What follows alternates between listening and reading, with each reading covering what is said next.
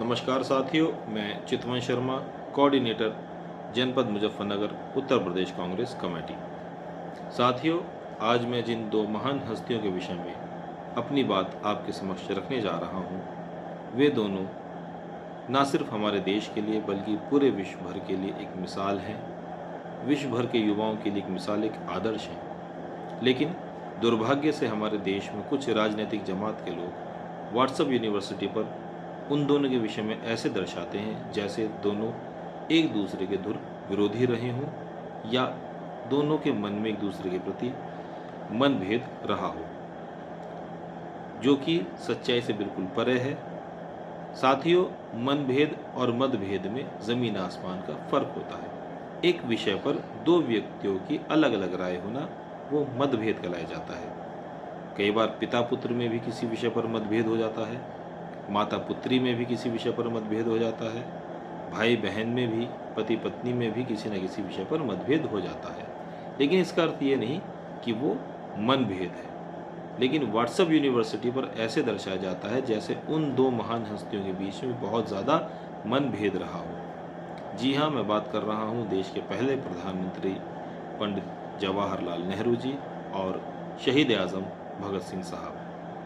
भगत सिंह साहब एक क्रांतिकारी विचारधारा के नौजवान जो 23 साल की उम्र में देश की आज़ादी का सपना लिए हंसते हंसते फांसी के फंदे पर झूल गए, और एक नेहरू जी जो गांधी जी की विचारधारा के व्यक्ति और देश की आज़ादी के लिए संघर्ष करते हुए लगभग 10 साल जेल में बिताए, और उसके बाद अपनी जो प्रॉपर्टी थी या अपनी जो उनकी पूरी हैसियत का जो एक हिस्सा था उसमें से 197 करोड़ की प्रॉपर्टी देश के नाम कर दी। ऐसे दो वीर महान नेताओं को सर्वप्रथम मेरा नमन। दोस्तों, जैसे कि मैंने कहा कि व्हाट्सएप यूनिवर्सिटी पर ऐसे दर्शाया जाता है कि दोनों एक दूसरे के धुर विरोधी रहे हों, जबकि असलियत यह है कि उन दोनों के मन में एक दूसरे के प्रति अपार मान सम्मान, आदर सत्कार था, और इसकी वानगी उन दोनों के शब्दों में मिलती है। एक सवाल ये होता है कि जब भगत सिंह साहब जेल में थे तो कोई भी कांग्रेस का नेता उनसे मिलने जेल में क्यों नहीं गया, जबकि सच्चाई ये है कि भगत सिंह साहब और उनके साथियों से जेल में मिलने स्वयं पंडित जवाहरलाल नेहरू जी 8 अगस्त 1929 को लाहौर जेल में गए। इन दोनों के मन में एक दूसरे के प्रति जो मान सम्मान था, जो अपार श्रद्धा थी, वो आप उनके शब्द अगर पढ़ेंगे तो आपको स्वयं महसूस होगा कि जो व्हाट्सएप यूनिवर्सिटी पर बताया जाता है वो कितना गलत, कितना झूठ है। उसका एक छोटा सा हिस्सा मैं आपके सामने पढ़कर सुना देता हूँ। पढ़कर सुनाने के कारण ये है कि दोनों इतने महान हस्तियाँ रही हैं कि उनके शब्द यूं ही बयान करना हम जैसे छोटे लोगों के लिए नामुमकिन है। तो पढ़कर ही उसको शब्द ब शब्द हम अपने सामने या आपके सामने रख सकते हैं। सबसे पहले मैं नेहरू जी के जो शब्द हैं भगत सिंह जी के लिए वो मैं आपके सामने रखूँगा। नेहरू जी ने भगत सिंह जी की फांसी के बाद द बॉम्बे क्रॉनिकल अखबार जो बॉम्बे में छपता था उसमें श्रद्धांजलि देते हुए एक भावपूर्ण लेख लिखा। यह लेख 25 मार्च 1931 को प्रकाशित हुआ और जिसमें उन्होंने भगत सिंह जी के साहस की प्रशंसा की। अब मैं पढ़ देता हूँ कि उन्होंने क्या लिखा। नेहरू जी ने इस लेख में लिखा, भगत सिंह की वीरता और बलिदान असाधारण है। मैं उनके इस साहस को नमन करता हूँ। भगत सिंह ने युवाओं में देशभक्ति की एक नई लहर पैदा की है। भगत सिंह की फांसी अमानवीय बदला है और भगत सिंह का बलिदान भारतीय युवाओं के लिए एक प्रेरणा है।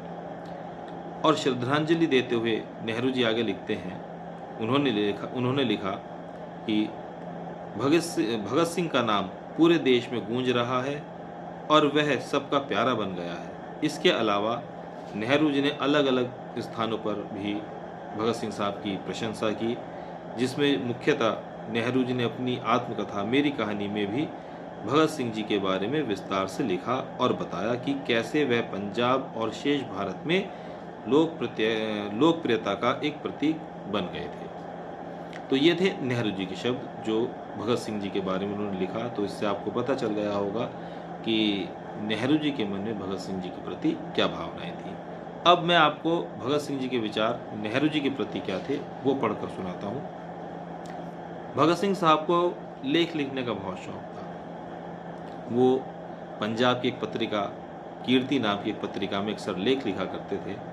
तो भगत सिंह साहब ने 1928 में कीर्ति नाम की एक पत्रिका में एक लेख लिखा जिसका शीर्षक था नए नए नेताओं के अलग अलग विचार। इसमें भगत सिंह जी नेहरू जी के बारे में लिखते हैं। नेहरू जी समाजवादी, तर्कसंगत और अंतर्राष्ट्रीय दृष्टिकोण के व्यक्ति हैं। एक युगांतकारी और विद्रोही नेता हैं जो रूढ़िवादी परंपराओं के खिलाफ हैं। उनके विचार युवाओं के लिए बौद्धिक खुराक हैं जो उन्हें भावनाओं के बजाय तर्क के आधार पर सोचने के लिए प्रेरित करते हैं। देश के युवाओं को देश की आज़ादी के लिए नेहरू जी के रास्ते पर चलना चाहिए, क्योंकि नेहरू जी राजनीति, समाज और अर्थव्यवस्था में सुधार पर जोर देते हैं। ये भगत सिंह साहब के शब्द हैं नेहरू जी के लिए। आप इतिहास में पढ़ सकते हैं कि किस प्रकार इन दोनों नेताओं के मन में एक दूसरे के प्रति मान सम्मान, आदर सत्कार था। और आप ये भी देख सकते हैं कि व्हाट्सएप यूनिवर्सिटी पर जो बताया जाता है वो कितना बड़ा झूठ, कितना बड़ा फरेब है। साथियों, आज़ादी की लड़ाई किसी एक व्यक्ति के जरिए नहीं मिली, उसमें सबका योगदान है। सबके रास्ते अलग अलग थे, विचारधाराएं अलग अलग थी, लेकिन सबके मन में एक दूसरे के प्रति मान सम्मान, आदर सत्कार था।